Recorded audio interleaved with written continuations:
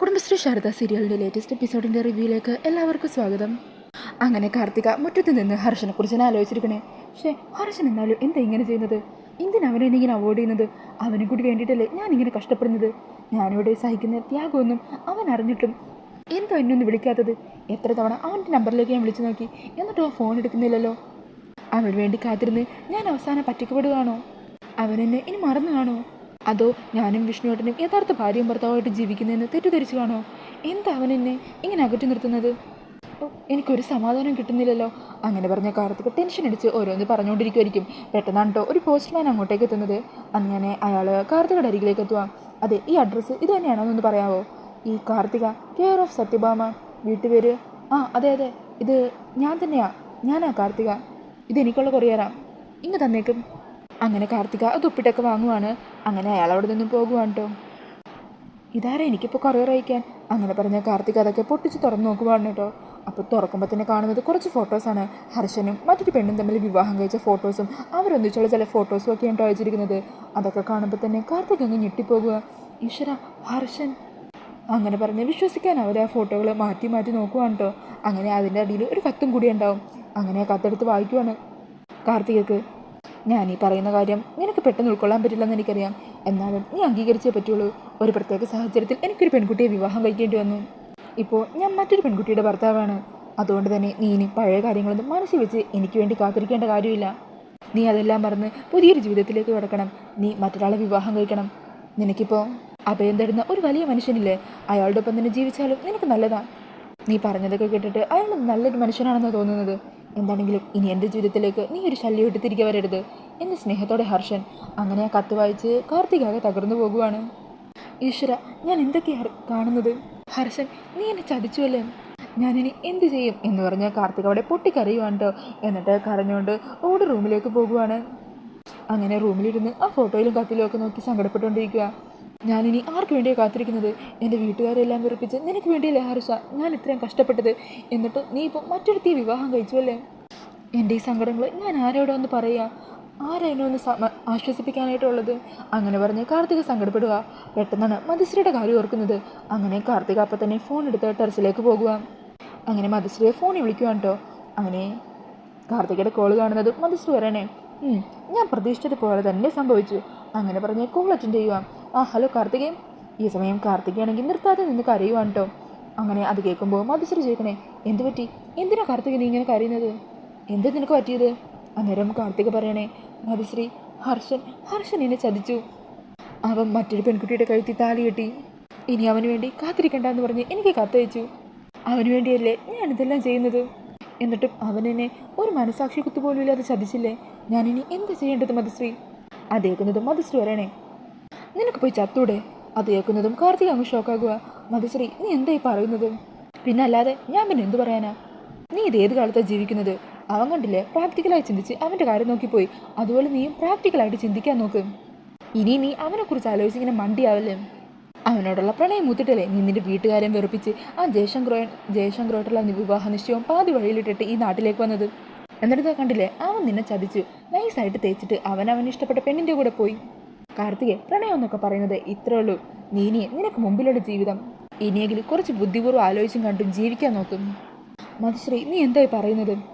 എടി കാർത്തികെ, നിനക്ക് എന്താണെങ്കിലും ഇനി നിന്റെ നാട്ടിലേക്ക് ഒരിക്കലും പോകാൻ പറ്റില്ലല്ലോ. ആ നാട്ടുകാരെയൊക്കെ വെറുപ്പിച്ചിട്ടല്ലേ നീ ഇങ്ങോട്ടേക്ക് ട്രെയിൻ കയറി എത്തിയത്. ഇനി ആ നാട്ടിലേക്ക് പോയാലേ നിന്റെ അച്ഛനും അമ്മയും പോലും നിന്നെ തിരിഞ്ഞു നോക്കില്ല. അതുകൊണ്ട് നീ ഇപ്പം നിനക്ക് കിട്ടിയ ജീവിതം അതങ്ങ് ജീവിക്കാൻ നോക്ക്. വിഷ്ണു, അവൻ്റെ ജീവിതത്തിലേക്ക് നീ ഇടിച്ചു കയറണം. അവനെ നീ സ്വന്തമാക്കണം. സത്യഭാമ നിന്നെ മരുമകളായിട്ടല്ല മകളായിട്ടല്ലേ കാണുന്നത്. ഇത്രയും വലിയ വീടും കാറും സൗകര്യങ്ങളൊക്കെ നീ ഉപേക്ഷിച്ച് കളഞ്ഞാലേ അതായിരിക്കും നീ ഇവനെ ചെയ്യാൻ പോകുന്ന മണ്ടത്തരം. അതുകൊണ്ട് ഈ ജീവിതം നീ അങ്ങ് ജീവിച്ചു തീർക്കും. വിഷ്ണുവിൻ്റെ ഭാര്യയായിട്ട് ആ സുഖ സൗകര്യങ്ങളിലൊക്കെ ആസ്വദിച്ച് ജീവിക്കുക. അവസാനം നീ എന്നെ മറക്കാതിരുന്നാൽ മതി. അന്നേരം കാർത്തിക് ചോദിക്കണേ, അല്ല അതൊക്കെ നടക്കുമോ? വിഷ്ണുവേട്ടൻ എന്നെ സ്നേഹിക്കുമെന്ന് തോന്നുന്നുണ്ടോ? ഇപ്പം തന്നെ വിഷ്ണുവേട്ടന് എൻ്റെ കാര്യത്തിൽ ചില സംശയങ്ങളൊക്കെ തോന്നിയ പോലെയാ. എന്നോട് ഇടയ്ക്കിടയ്ക്ക് ചോദിക്കും, ഹർഷൻ എവിടെയെന്ന്, ഹർഷൻ എത്താറായോ എന്നൊക്കെ. അന്നേരം മധുശ്രീ പറയണേ, എടി നീ അതും ഹർഷൻ എന്നുള്ള പേര് മനസ്സിൽ നിന്ന് അങ്ങ് മായിച്ചു കളാ. അവൻ നിന്നെ ചതിച്ചവനാ. എന്നിട്ട് വിഷ്ണു എന്നുള്ള പേര് അങ്ങ് മനസ്സിൽ മുദ്ര കുത്തും. എടി, ഒരു പെണ്ണ് വിചാരിച്ചു കഴിഞ്ഞാൽ വളയാത്ത ആണുങ്ങളൊന്നുമില്ല. നീ വിഷ്ണുവേട്ടെന്ന് വിളിച്ച് അവൻ്റെ പിന്നാലെ ചെല്ലേ. ഒരിക്കലെങ്കിലും അവൻ നിന്റെ വിളി കേൾക്കും. അതാണ് പെണ്ണുങ്ങളുടെ മിടുക്ക്. അല്ല മധുശ്രീ, അതൊക്കെ നടക്കുമോ? നടക്കും. നീ വിചാരിച്ചാൽ നടക്കും. ഇന്നു മുതൽ നിന്റെ മനസ്സിൽ വിഷ്ണുവുമൊത്തുള്ള പുതിയ ജീവിതത്തിൻ്റെ സ്വപ്നങ്ങൾ മാത്രമായിരിക്കണം. എന്നാൽ ശരി, നീ വെച്ചോ. അങ്ങനെ മധുശ്രീ പറഞ്ഞ കാര്യങ്ങളെക്കുറിച്ച് ആലോചിക്കുവാണ്ടോ കാർത്തിക. ഇതേസമയം മധുശ്രീ പറയണേ, എടി നീയും ഹർഷനും തമ്മിൽ ഒരിക്കലും ഒന്നിക്കാൻ പോകുന്നില്ല. ഹർഷൻ നിന്നെ തേടി ഒരിക്കലും വരാൻ പോകുന്നില്ല. അതിനീ മധുശ്രീ സമ്മതിക്കില്ല. നീ എൻ്റെ മുമ്പിൽ വന്നുവിട്ട ഇരയാണ്. എൻ്റെ ആവശ്യങ്ങളെല്ലാം സാധിക്കുന്നത് വരെ നീ ഞാൻ പറയുന്നതെല്ലാം കേട്ട് എൻ്റെ അടിമയായിട്ട് എൻ്റെ കാൽ കീഴിൽ തന്നെ ഉണ്ടാവും. ഒരിക്കലും നിനക്ക് എൻ്റെ കെണിയിൽ നിന്നും രക്ഷപ്പെടാനായിട്ട് പറ്റില്ലടി. നീ വിഷ്ണുവിൻ്റെ ഭാര്യയായിട്ട് തന്നെ ജീവിതകാലം മുഴുവൻ ജീവിക്കുക. അതോടെ ആ ശാലിനി പൂർണ്ണമായും തകരും. അതാ എനിക്ക് വേണ്ടത്. അങ്ങനെ പറഞ്ഞ് മധുശ്രീ അവിടെ സന്തോഷിച്ച് നിൽക്കുവാണ്. പിന്നീട് കാണിക്കുന്നത് കാട്ടിൽ കിടക്കുന്ന ശ്യാമേനെയാണ് കേട്ടോ. ഈ സമയം പൊന്നി റൂമൊക്കെ ക്ലീൻ ചെയ്യുവാണ് അവിടെ നിന്ന്. അങ്ങനെ ശ്യാമയുടെ കിടപ്പ് കാണുമ്പോൾ സങ്കടത്തോടെ പറയണേ, മോളെ എന്ത് കിടപ്പാണ് ഇത്? മോളുടെ അവസ്ഥ കാണുമ്പോൾ സഹിക്കാൻ പറ്റുന്നില്ല. എത്രയും പെട്ടെന്ന് മോളുടെ അസുഖങ്ങളൊക്കെ മാറട്ടെ. ഞാൻ ഈ മുറിയൊക്കെ ഒന്ന് വൃത്തിയാക്കിയിടാം, ബെഡ്ഷീറ്റ് മാറ്റണം. അങ്ങനെ പറഞ്ഞ് അവിടെയൊക്കെ അടിച്ചുകൊണ്ടിരിക്കുമായിരിക്കും. ഈ സമയം ചേച്ചി എന്ന് പറഞ്ഞ് ശ്യാമ വിളിക്കുവാണ് കേട്ടോ. അങ്ങനെ പൊന്നി തിരിഞ്ഞു നോക്കുവാണ്. ചുറ്റും നോക്കുമ്പോൾ ചിലപ്പോൾ തോന്നിയതായിരിക്കും എന്ന് പറഞ്ഞ് വീണ്ടും അടിച്ചുകൊണ്ടിരിക്കുവാണ് കേട്ടോ. ഈ സമയം ശ്യാമ വീണ്ടും പൊന്നി ചേച്ചി എന്ന് പറഞ്ഞ് വിളിക്കുക. അങ്ങനെ പൊന്നി ഞെട്ടലോടുകൂടി തിരിഞ്ഞു നോക്കുക. മോളെ ശ്യാമ കുഞ്ഞെ, മോൾക്കിപ്പോൾ സംസാരിക്കാൻ പറ്റുന്നുണ്ടോ? ഈ സമയം ശ്യാമ പുതപ്പൊക്കെ മാറ്റി കട്ടിലിൽ നിന്ന് എഴുന്നേക്കുവാണ്. അതുകൊണ്ട് പൊന്നി അങ്ങ് ഞെട്ടിപ്പോകുക. മോളുടെ അസുഖമൊക്കെ മാറിയോ? ഞാൻ ഇപ്പോൾ തന്നെ സത്യാമ്മേനെ വിളിക്കാം. സത്യാമ്മേ എന്ന് പറഞ്ഞ് വിളിക്കാൻ തുടങ്ങുമ്പോൾ ശ്യാമ തടയുക. പൊന്നി ചേച്ചി വേണ്ട. മോളെ എന്തായി പറയുന്നത്? മോളുടെ അസുഖങ്ങളൊക്കെ മാറിയോ? സത്യം പറഞ്ഞാൽ എനിക്ക് അസുഖമൊന്നുമില്ല. ഇല്ലെന്നോ? മോൾ എന്തൊക്കെയായി പറയുന്നത്? അതേ പൊന്നി ചേച്ചി, ഞാൻ എല്ലാം പറയാം. കുഞ്ഞേച്ചിയും വിഷ്ണുവേട്ടനും തമ്മിൽ ഒന്നിക്കണമെന്ന് പൊന്നി ചേച്ചി ആഗ്രഹിക്കുന്നില്ലേ? കുഞ്ഞെന്ത് ചോദ്യം ചോദിക്കുന്നത്? ഈ വീട്ടിലെ സത്യാമ്മ വെച്ചാൽ ബാക്കി എല്ലാവരുടെയും ആഗ്രഹം അത് തന്നെയല്ലേ? അന്നേരം ശ്യാമ പറയണേ, അതെ, ആ ആഗ്രഹം നടത്താൻ വേണ്ടിയാണ് ഞാൻ ഇങ്ങനൊരു നാടകം കളിച്ചത്. കുഞ്ഞേച്ചിയെ ഈ വീട്ടിൽ തിരികെ എത്തിക്കാനാണ് ഞാൻ അസുഖം അഭിനയിച്ചത്. അല്ലാതെ ശരിക്കും എനിക്ക് അസുഖമൊന്നുമില്ല. കുഞ്ഞെന്തായി പറയുന്നത്? സത്യമാണ്. അല്ല, കുഞ്ഞേച്ചി ഇപ്പോൾ എവിടെയാ? ഒരു ഫോൺ വന്ന് പുറത്തേക്ക് പോയി. ചിലപ്പോൾ ഓഫീസിൽ എന്തെങ്കിലും ആവശ്യമായിട്ട് പോയതായിരിക്കും. കുറേ പേരുടെ പ്രശ്നങ്ങളൊക്കെ പരിഹരിക്കുന്ന ആളല്ലേ? അന്നേരം ശ്യാമ പറഞ്ഞേ, ശരിയാ, എൻ്റെ കുഞ്ഞേച്ചി കുറേ പേരുടെ പ്രശ്നങ്ങളൊക്കെ പരിഹരിക്കുന്നുണ്ട്. അതിൻ്റെ ഇടയിൽ സ്വന്തം ജീവിതത്തിലെ പ്രശ്നങ്ങൾ പരിഹരിക്കാൻ പലപ്പോഴും മറന്നു പോകുവാണ്. ആ കാർത്തിക, അവളൊരു പെരും കള്ളിയാ. അവൾ എന്തോ വലിയ കള്ളത്തരങ്ങളാണ് എല്ലാവരിൽ നിന്നും ഒളിപ്പിക്കുന്നത്. എല്ലാവർക്കും മുമ്പിൽ അവൾ അഭിനയിക്കുവാണ്.